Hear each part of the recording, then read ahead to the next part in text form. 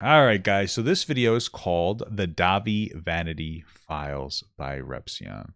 My understanding is Dahvie Vanity is a little bit of a suspicious character from Among Us. So we are now going to figure out how suspicious he actually is.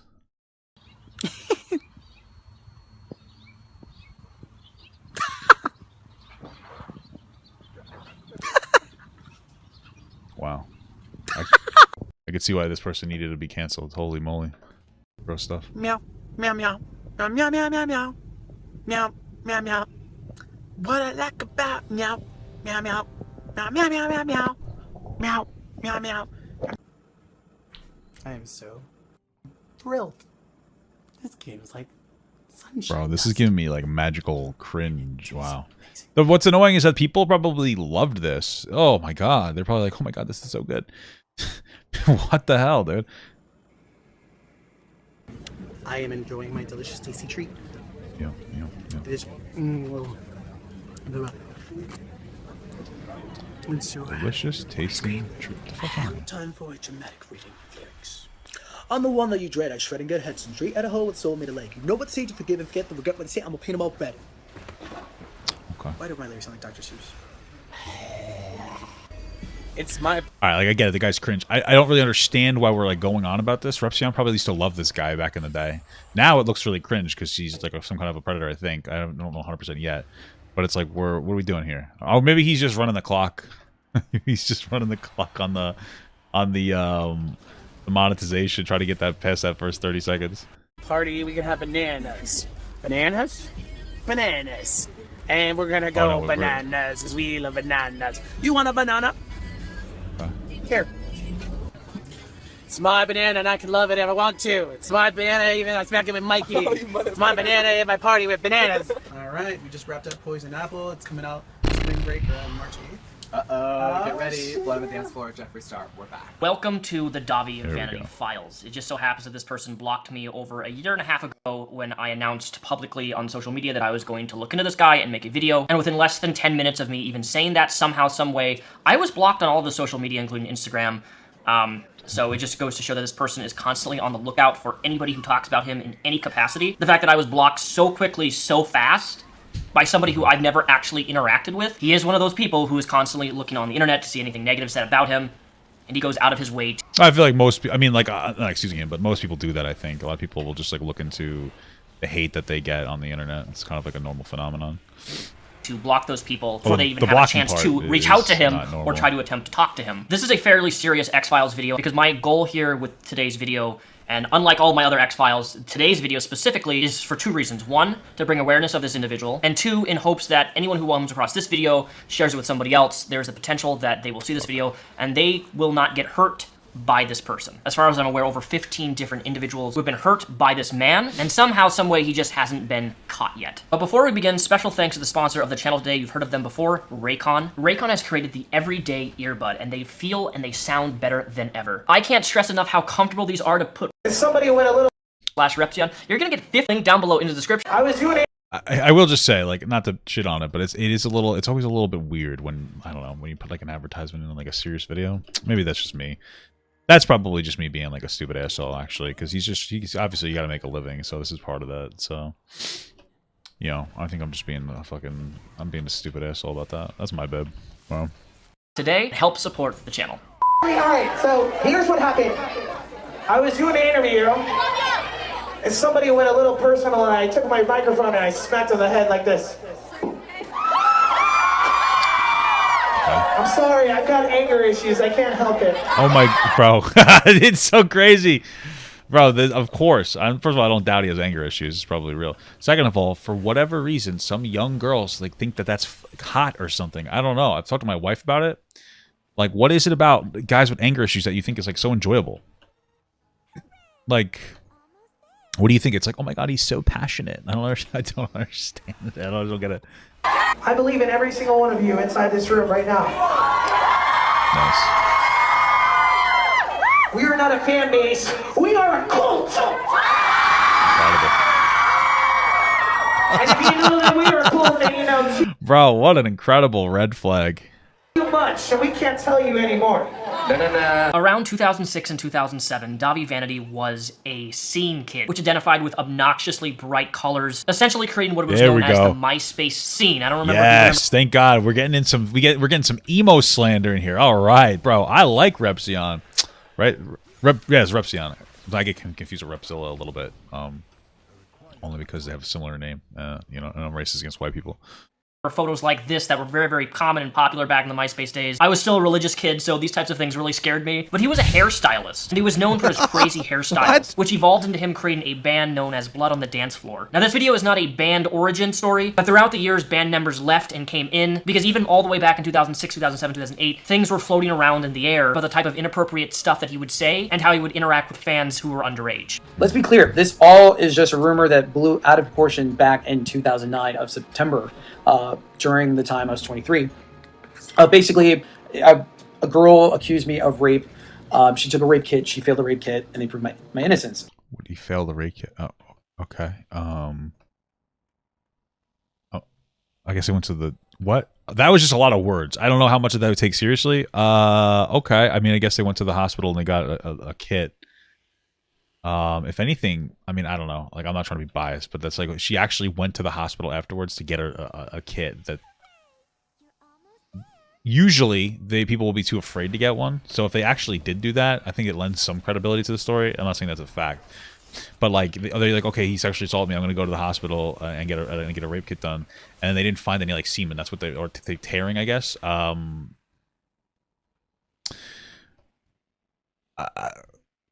You know, I don't know. It'd be weird. It would be very bizarre if she went and got that kit without actually thinking. Like, you know what I mean? Like, why would you get that kit? It's like a really big bluff to be like, I'm going to get a rape kit, even though he didn't rape me. I don't know. I know I'm being very disorganized in what I'm trying to say, but... Now, if you pull up, if you go and type in Dahvie Vanity police report, which I'm going to go ahead and do right now, I'm going to pull it up and we'll go into it. You'll see it's a report. It's not a charge. It's not anything. It's just basically saying that I was detained. So during this incident after the show, you know, I went down to the police station, and if you look at the police record, you can see that I was facing a sexual assault first-degree felony. And it was on September 13th, 2009. Now, naturally, information was kind of left out from Dahvie himself, but this is an article from the Huffington Post, which is linked down below in the description if you want to read the whole thing. But Torres was arrested in 2009, apparently after a woman accused him of SA at one of his shows. He later claimed that the woman had, quote, seemed to have underlying mental issues. Police took him into custody and then released him. Witnesses who were present on that night alleged the incident tell a different story. It was September 12, 2009, and Blood on the Dance Floor was performing in Denver, according to McLaughlin, who was still singing alongside Torres at the time, and a woman named Elise, who did not want to use her full name, who was selling merch at the show. That night, they said what led McLaughlin to quit the band and accuse Torres of P. After setting up the venue, McLaughlin said that he What does P mean? What does that mean? Pedophilia? A friend to hang out in the tour van before the show started. To their surprise, the van had been moved to a location where it was, quote, dark and no one was around. They opened the doors and found Torres inside with two girls who appeared to be really young teenagers, he said. Torres chased us away, didn't want us near the van, said McLaughlin. Time passed and it was getting close to showtime, but according to McLaughlin, Torres was nowhere to be found. The tour van was gone and he showed up just in time before they went on stage. We play probably 2 songs and the lights come on in the building, the sound gets cut, we're done. They won't let us play. There's somebody up at the sound stage mentioning us for get off the stage, said McLaughlin. In my head, I'm just wondering, what did Dahvie do? The band stormed through the crowd to figure out what was going on. Police cars had surrounded the building and an officer asked for Torres for his name, then handcuffed him against the wall, according to McLaughlin and Elise. Once outside, McLaughlin said he noticed that one of the girls he'd seen in the van was sitting on the ground speaking to the police officer pointing at Torres. She sobbed and said Torres had forced her to perform oral. In its story, Metal Sucks published an unverified copy. Wait, so this is like a question I might just not know. Can you even really do a rape kit for oral sex? Like, is that possible? Because, like, I feel like you could, but I think when they do those kits for women, well, obviously for women, well, when they do it for like a vaginal kit, what they're doing is they're trying to see if there's any tearing and if there's any semen. So, like, you know, I don't know if you would have mouth. I don't think you'd have like mouth tearing. I don't think that there would be physical signs of it. So of course that kit would come back false, right? Like, that makes sense to me. Okay. Copy of what appears to be an arrest record from the Colorado Police Department documenting SA committed by Torres. It's dated September 13, 2009, the day of... There would be... I don't know that there would be bruising. I think that your guys' perspective of what forced means... Like, okay, I don't think that there would be bruising in the mouth to force a blowjob. I think that when you hear the word forced, you guys like assume like, oh, he's like physically grabbed her and forced her. It's not like, that's not really necessarily how sexual assault works in a lot of instances. It's more of like the threat of fear causes you to be forced to do something so that you don't get hurt, right? So yeah, I don't know if you could actually detect it. If like all it takes is he didn't ejaculate in her and that's it. Yeah, mouth. So what if they don't? If there's no ejaculation in there, maybe the hair. I guess hair in there, but if he has like shaved pubes, you know what I mean? I'm just saying that it feels like it would be like a lot more difficult to prove that kit for oral. The day they performed in Denver. Huffington Post was unable to verify the documents' legitimacy or confirm the charges ever filed. A representative at the Colorado Bureau of Investigations would not say if any arrest records existed in Torres, and if the court documents were sealed and not accessible to journalists or the public. Now, what a lot of folks don't know is that when something is sealed, specifically involving somebody who is underage, those documents, because it's a minor, are by default sealed and not accessible to journalists or the public. A lot of people don't realize this, is that when minors are involved, it's not public record. When people are 18 plus, it is public record. Right after this, Garrett, one of the band members, saw this and left the band, which made Dahvie Vanity very angry because now a band member was accusing him of what other people had accused Dahvie of, and that is being involved with underage women. He made 2 very angry, disgruntled posts about how his best friend backstabbed him simply for believing what the arrest record alleged. And it wasn't soon after that then Jeffree Star made his famous tweets about Blood on the Dance Floor, tagging them. These are very, very old, but these tweets are in fact real. Jeffree Star has even confirmed them to be real, though I don't really know about the credibility of Jeffree Star himself, since I believe him to be a kind of a pathological liar. And he always strikes me to somebody who kind of just shifts, narrative shifts, whatever. Why? What did Jeffree Star do? Genuinely, is there a video on Jeffree Star or something? I've seen people say they don't really like him. I don't really know why. Some of it seems to centralize around like calling out James Charles at one point, and then like he was right anyway. So I guess I'd have to look into it more.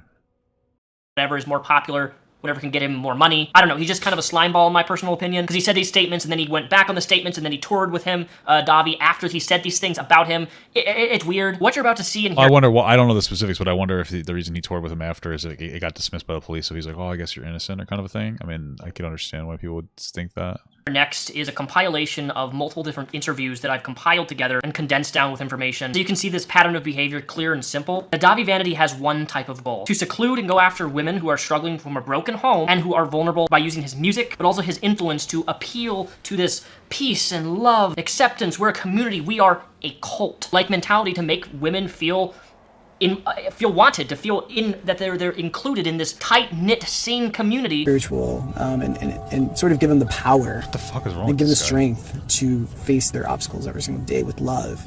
And love is a very unmeasurable, powerful wave energy that can alter anybody's moods from a pit of despair to, a helping hand of hope.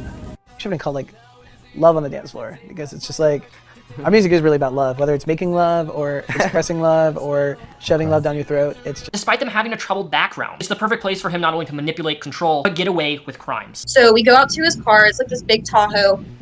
He's like, hey, he gets in the back seat. He's like, hey, can you come help me with something? And so I get in the back of the car to figure out what he wants. And he grabs the back of my head really hard, like to where like some of my hair gets pulled out. And he opens his pants and he shoves my face on him and makes me give him oral. He already exploits very young women. The fact that I had already had an experience like that, he probably felt like I was an easier target. Was so aggressive that my teeth cut the insides of my lips. They were bleeding. And after the teeth experience like that, he probably felt like I was an easier target. Was so aggressive that my teeth cut the insides of my lips. They were bleeding. And after that, he was just like asking if I was okay and can I keep a secret, and it's just between us. And he called me his little schoolgirl, and he's like, I'm so proud of you. At the time, first when he tried to kiss me, I just felt like, well, maybe this is just what, boys do when they, they like you. I was only 13. I had no idea any of that. So I just thought maybe I guess he really likes me. So he suggested that we see a movie together. So we could have some like time alone and just, he said to get to know each other and stuff like that. And he was trying to set in place his plan of, he knew what he was doing from the moment he got in his vehicle and drove to the 2 hours. That whole time he knew. So just his plan to, take advantage of Bro, he drove out for 2 hours to see somebody? What the fuck? Child, pretty much. In the movies, he kept on trying, like during the movie, he kept on trying to make out with me the whole time.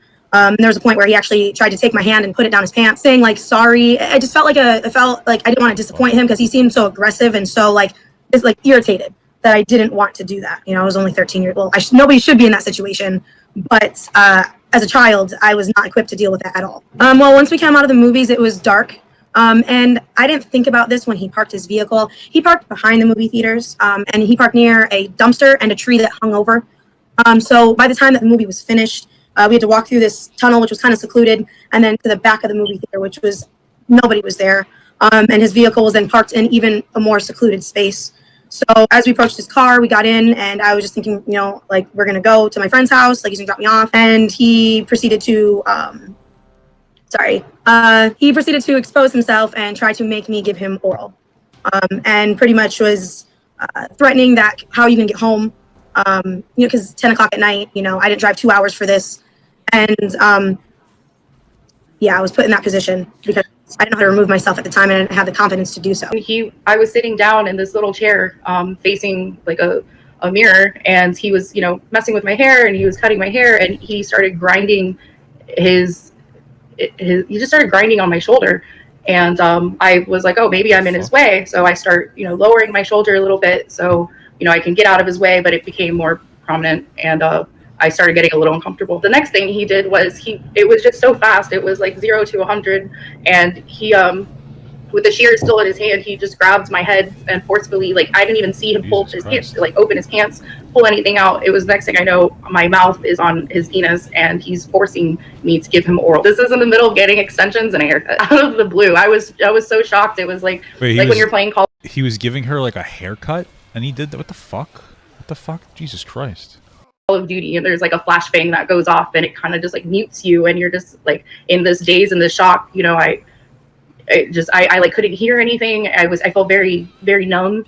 How old was she? And I do remember trying to pull away, and it just made him push on harder. And he was just like, I know you like this. This is almost done. To that effect, something of giving me the inkling that this is something that I'm not wanting, that I'm enjoying this. And I was alone. I had gone to a couple of concert venues alone. My mom's friend, who was a cab driver, was outside waiting the whole time. And we were kind of chatting, and he was like, hey, you know, I'm going to have you go watch the opening band and then come back upstairs and we'll hang out for a little bit. I was just excited that somebody who was semi-famous wanted to hang out with me. I was kind of the black sheep of my friend group and of my family growing up. Anybody wanting to hang out with me was really a cool thought, because I did not have many friends growing up. He asked me to come with him to... Well, I feel like when it comes to like, bro, maybe that's what it is. Because I keep saying there's something about...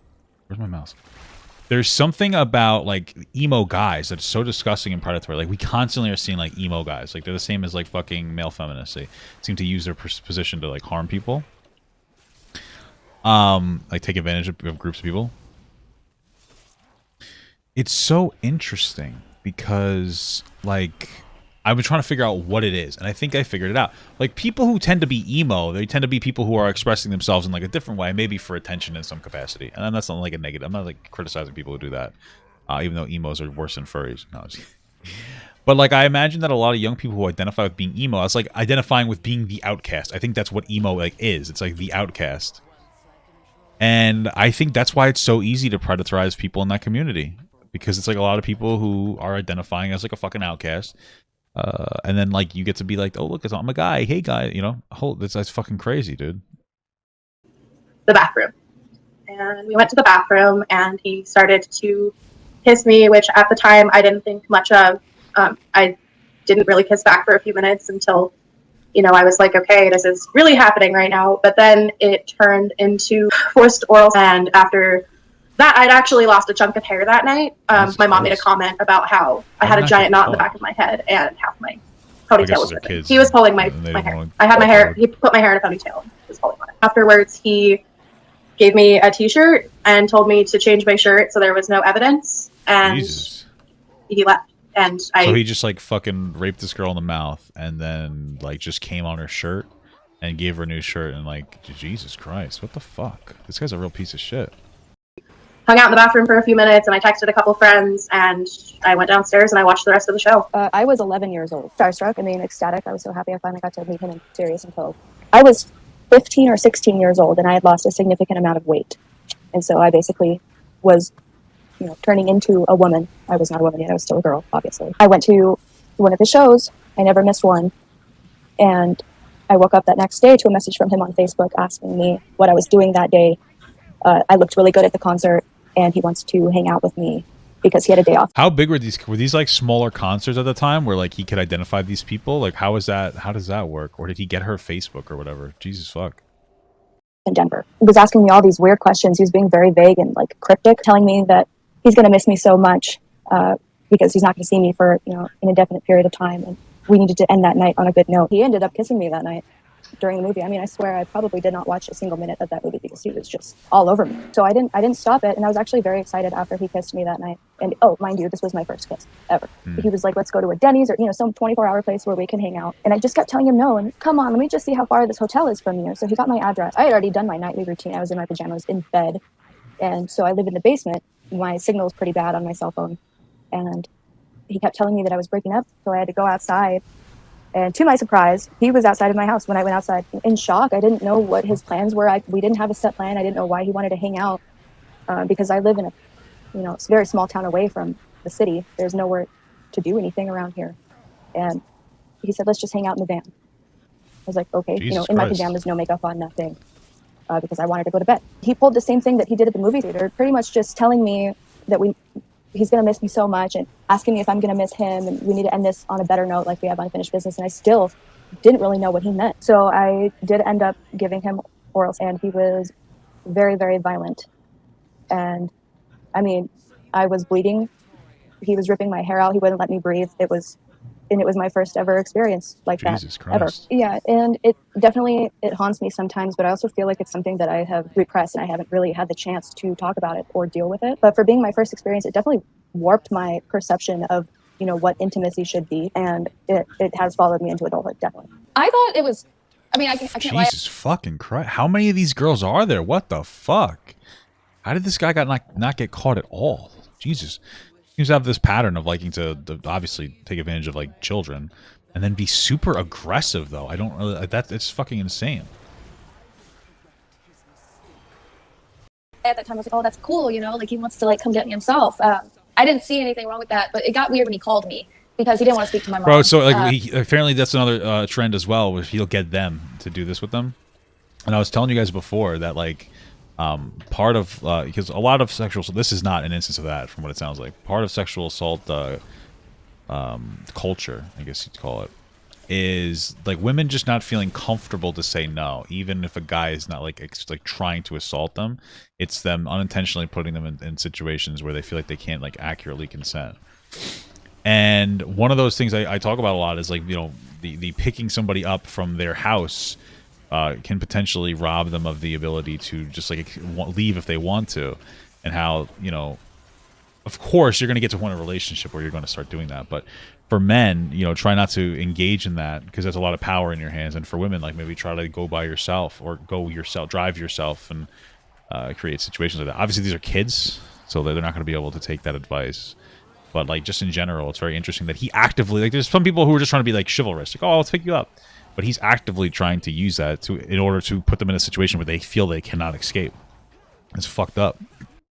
He wanted me to actually. I was like really like, oh mom, he's on the phone, like he wants to talk to you, and he's like, no, don't give the phone to your mom. I need you to like go in your room, lock the door, and I need you to like, you know, talk to me alone. And that's when everything got weird after that, because in order to get those tickets, he was saying if I wanted them so bad, I would have to give him what he called an oral report. No, I didn't know about sex at all really at 16. My mom was a young mom. She kind of kept that, you know, quiet. She took me kind of out of sex ed. Like I was just kind of, what do you mean? Like, you want me to tell you why? Like you want me to give you like a reason why I want these tickets? And he said, oh, you know what I mean? Like you know, oral. And that's when it clicked, and I was like, oh no, I'm only 16. Like I've never done anything like that before.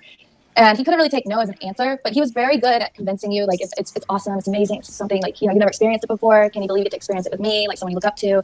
And he would say like comments like, oh, you'll love it. It tastes like ice cream. And I was just kind of, you could tell that in my voice, I was like, no. So he would switch the subject. And then that's when we got the conversation about schoolgirl fantasies, which ended up being like the theme of our whole entire relationship. The time we met up, he wanted me to dress up like a schoolgirl. And he actually convinced me to be a schoolgirl for Halloween at 16. And I took photos in it. He was really interested in my chest, and he wanted to see. And he couldn't really take no as an answer, but he was very good at convincing you, like it's awesome, it's amazing, it's something like, you know, you've never experienced it before. Can you believe you get to What is happening here? Why did he experience it with me? Like someone you look up to.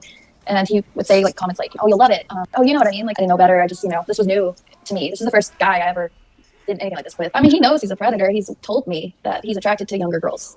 There's been times, he trusted me so much because we had known each other for so long. At his most vulnerable moments, like if he was drunk or if he sounds like the Glendon Cameron effect here, huh? He would cry about it. I'm sick. I don't know why I'm like this. Even when we were dating last year, we had issues with him Snapchatting young girls, and he would show me pictures of girls that were Snapchatting him, and they were underage. And he's like, I know. I just, they want to. It's fine. He got me alone in his room to help him with his makeup, and he started like touching my chest and like saying like really like outwardly sexual things, and I was like so like the taste like ice cream thing is like that's just like super fucking weird. Like I know that obviously it's wrong. This guy's a fucking idiot. Sorry. It's like Jesus Christ. Like that's what you would say to a kid to get you to suck their. You know what I mean? Like that's not like if it was an adult that's never sucked a penis before, or performed oral. Excuse me. Then you wouldn't say that. It's just so fucking weird. Like these are just very targeted fucking gross things.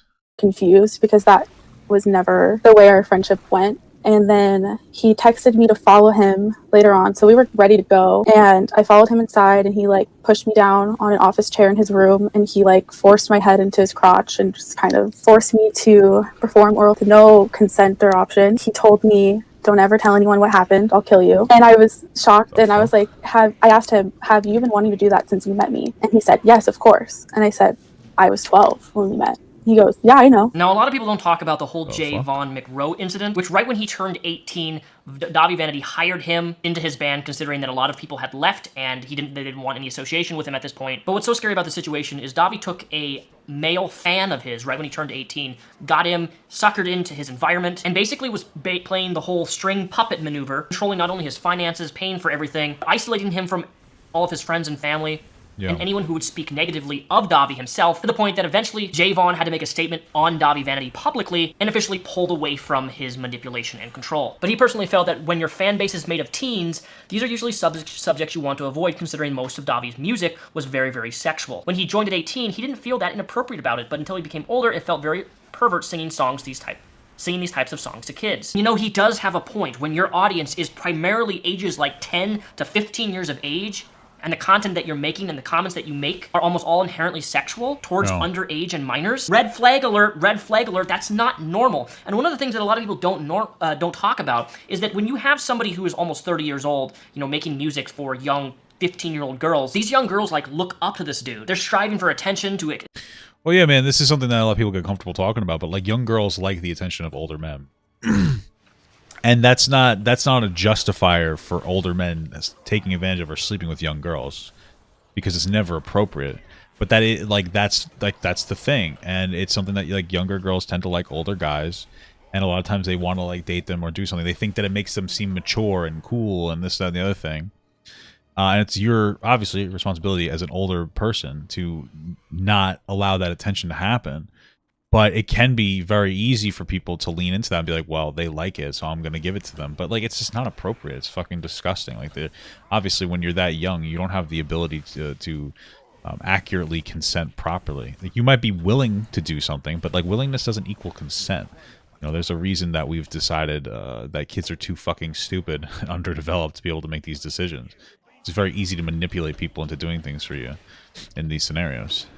To be accepted for validation from him. And it's not normal for a 30-year-old man to be wanting to hang out with 15 and 16-year-olds. That's just not normal. The problem is that Dahvie Vanity normalized this type of behavior, and a lot of these young teens didn't see anything wrong with it because they had never seen this type of interaction with other influences. So they deemed this type of behavior that Dahvie Vanity exhibits as normal. And it's not. It is not normal for a 30-year-old man to be driving to young girls' houses to hang out with teens. And if you know anybody who's doing that, and there's a guy or girl doing that with a young teen boy or a teen girl, that's sus. They're not going to convince me otherwise. I went a few years touring and working for the band, but Dahvie insisted not paying me. Instead, he wanted to be somewhat of a caretaker and play the role at the beginning, and I allowed it because I was young and overwhelmed by the glory of being 18 and touring the nation to meet people who enjoyed the same things as I did. I was too timid, and with Dahvie's short temper that he had displayed on many occasions by firing his employees with absolute no reasoning, I feared I would be his next. I didn't want to push his buttons and be left with nothing. He paid my phone bill, paid my car insurance, half my rent as well, my medical insurance, instead of just paying me how an employee should be. But I had enough of this weird daddy relationship. My mother would always ask why I never had any money and why I couldn't afford to go to hometown in Florida. It's ruined relationships for me, not with just boyfriends, but people who work for him. Is that a girl or a guy he's talking to? I thought it was a guy. Either way, like, this is like a form of grooming. I don't know if it's necessarily sexual. the daddy thing makes it seem sexual, but like this would be a form of grooming, like 100%. This is a situation where you get somebody to. Well, first of all, I mean, it's just there's so much here, obviously. In this scenario, you have somebody who's completely like reliant on you in some capacity. Well, no, not just in some capacity, like financially completely reliable. It seems like they're also cutting off connections to their ability to engage with the outside world. I mean, you take all their money away and their ability to like really communicate with their parents, stuff like that. This would be, I would consider to an extent, some form of like a, grooming-esque scenario. And other bands we toured It's a guy, I was right? manipulated to dislike anyone. Yeah, I mean, I don't think it would. This wouldn't be like categorized as like sexual grooming. It seems, but that doesn't mean that there isn't like an effect there.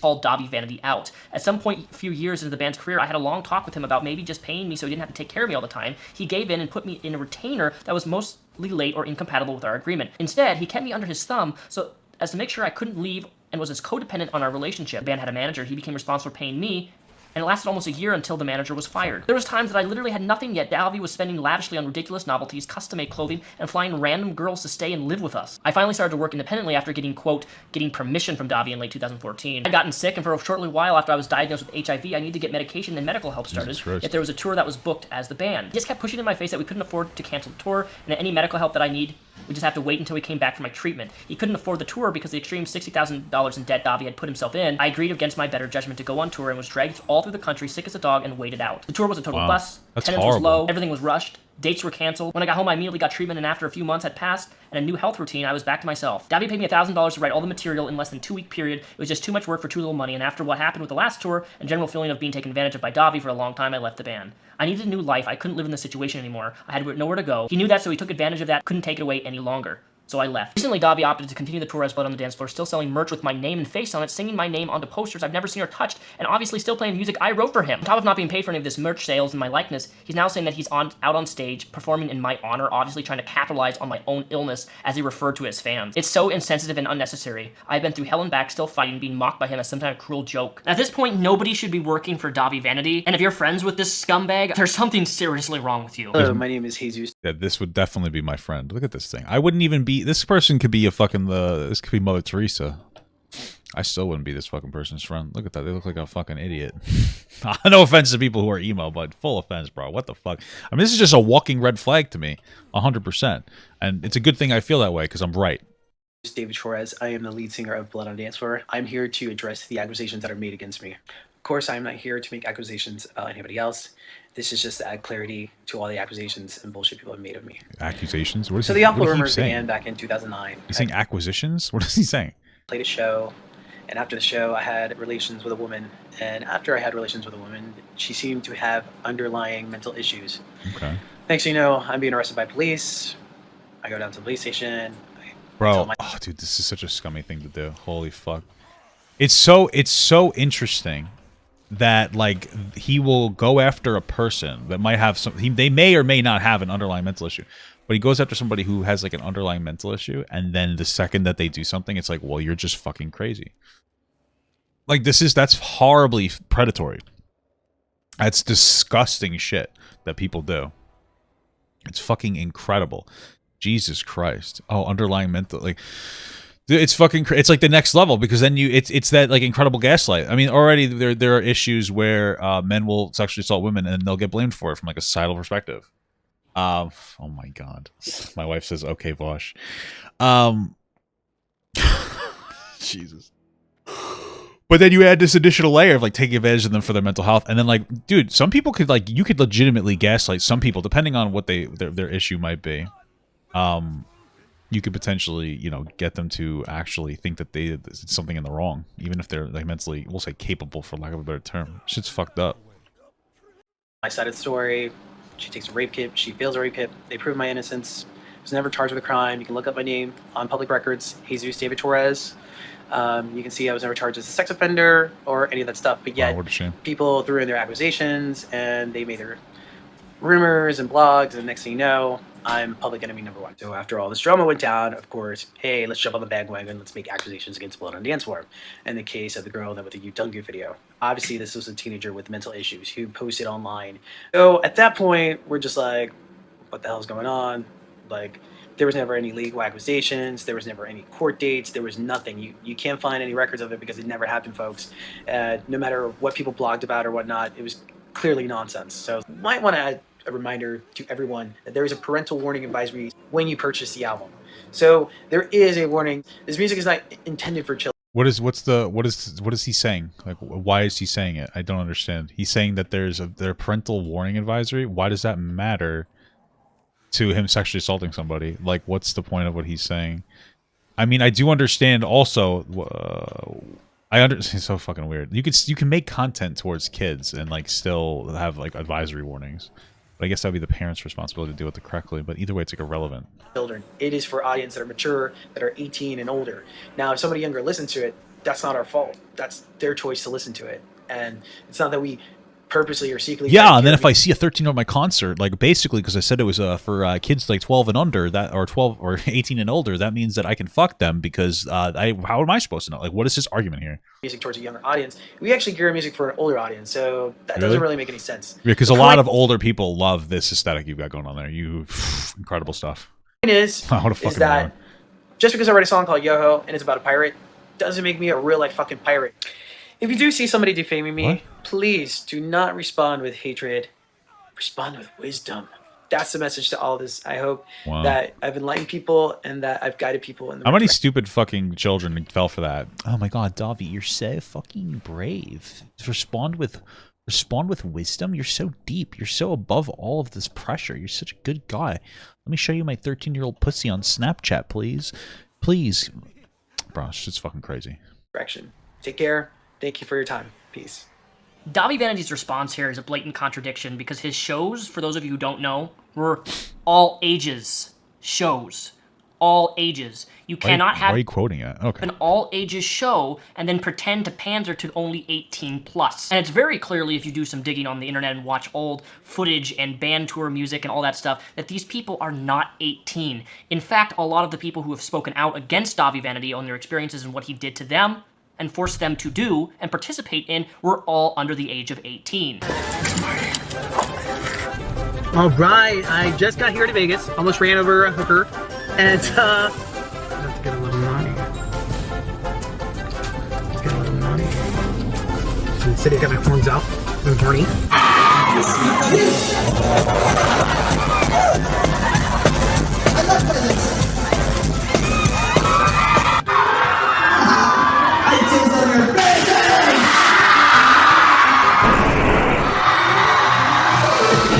Look at this way. Florida shaped like a penis. Well, we're the vagina. We're ready to fuck it.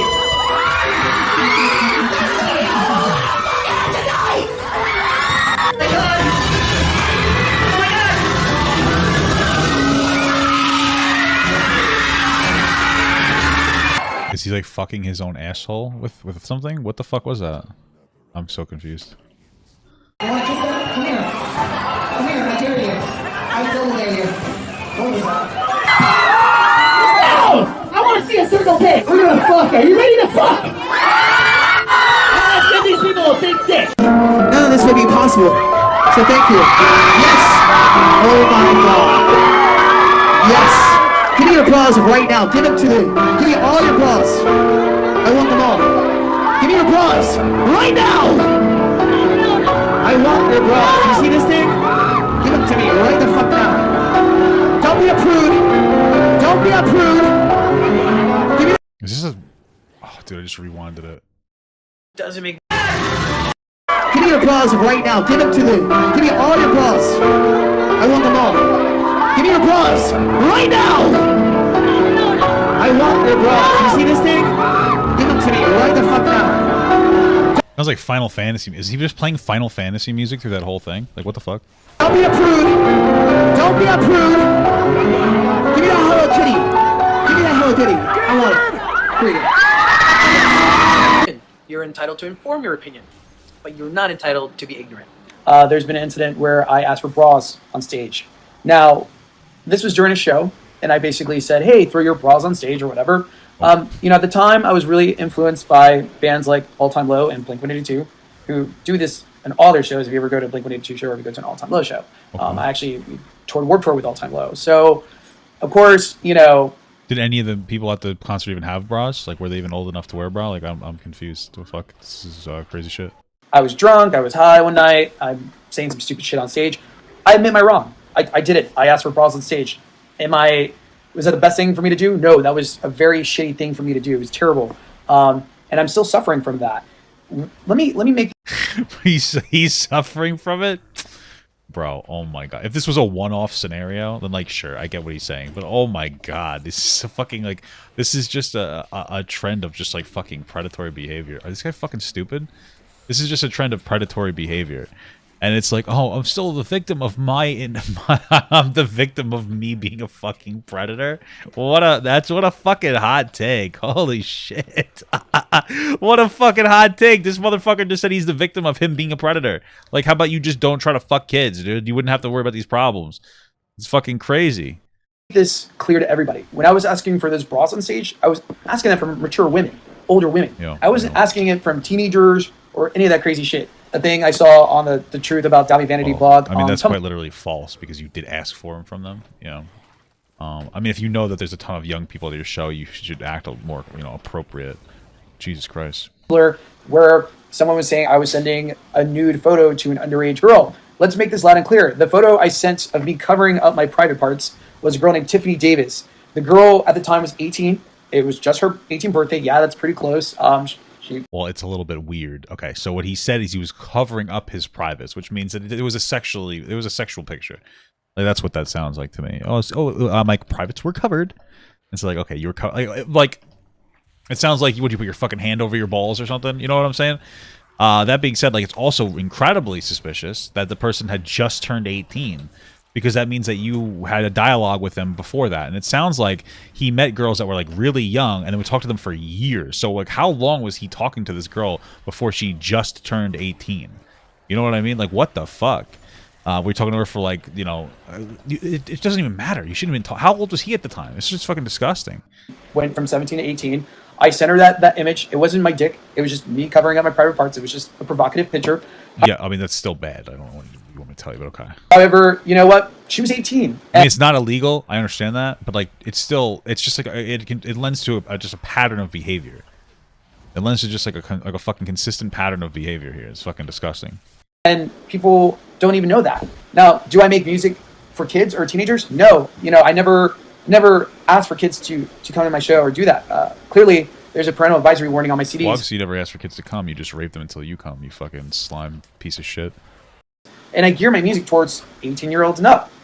Do I control what people listen to or how old they are? No, I don't.